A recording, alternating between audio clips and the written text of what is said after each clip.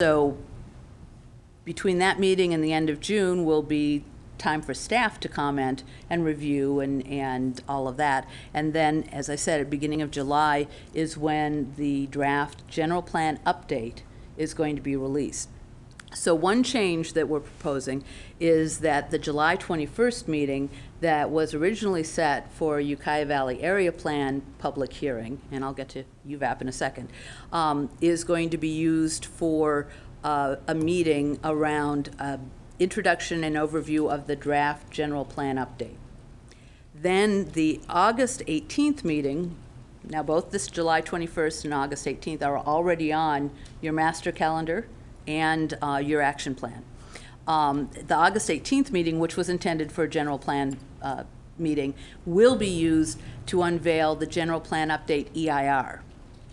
The reason we're not doing the two at the same time is because there has been, we're acknowledging, a lot of time between the old stale draft of the general plan update and this newer draft.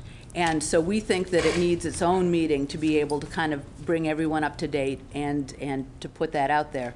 And then the EIR, which is a whole nother document, will be released a month later.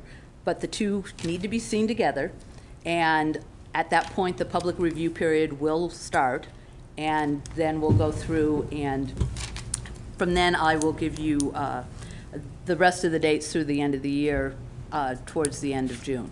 So this will take us through August, and as I said, the general plan draft will be released at the beginning of July, and it will be reviewed with the board on July 21st, and then the EIR will be released in August, review with the board August 18th, and starting the public review period.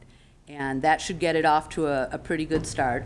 And then there are a lot of steps, but you take all the comments, and then the draft turns into the final. And then there is another series of Planning Commission and Board of Supervisor hearings to then adopt the final.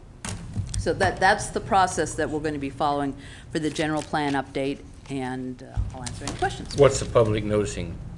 How long after the draft? The requirement is that you provide, I believe it's 45 days. 45 days. We will, if to the extent we can keep within our goal of completing this by the end of the year, we will extend that public comment period to the extent we can. I was thinking but we will definitely meet whatever the minimums are. The final was in October, right? Wasn't that originally the schedule? I believe so. Yeah. And that's still going to hold?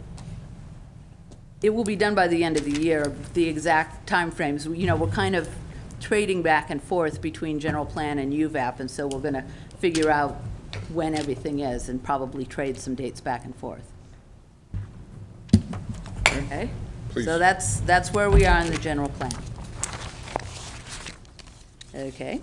I guess the other thing I'd say is, similar to what's happening with UVAP, we are having to incorporate some additional things in the general plan. The two that I'd specifically mention are the greenhouse gas component, and the other would be the direction that you gave around some of the requested land use amendments to the general plan will require a little bit more review, but that is included in the timeframes that we'll have it released at the beginning of July. And if all goes well, what will be on consent for next week then will be 2 contracts with PMC. One, as I mentioned, for the interim management services for the planning team, and then a separate one will be an amendment to the agreement that was originally signed with PMC to do all of this work.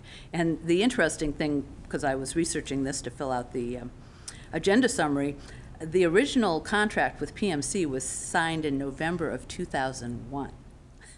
And so, basically, and it was for an amount of $636,000, which quite frankly is a good deal. And it's managed to spread out now to 7 years, when it was only intended to be about 5 years in the first place. But they are going to need an additional, for the additional tasks, et cetera, another $200,000+, and so that's what that augmentation is to kind of get us through this end part.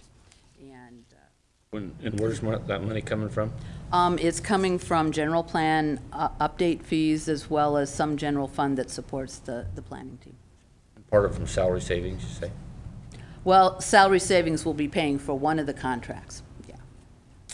So, okay, moving on to Ukiah Valley Area Plan, the tasks that have been completed in the last year, and it's funny how once you complete something and then you kind of wipe it out of your brain. And anyway, the board selected the preferred alternative in this last year. There were identification of the alternatives for the EIR study. We actually held 2 scoping sessions for the initiation of the EIR.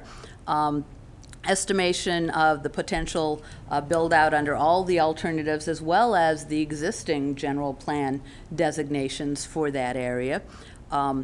A major amount of work was done around revalidation of the Ukiah Valley traffic model, including applying those to the various alternatives that will be studied in the EIR. We've reorganized and streamlined the draft goals, policies, and implementation measures, and there's completion of the text in the EIR on geology, hydrology, biology, all the ologies, cultural resources, aesthetics, public services, and cumulative impacts, et cetera.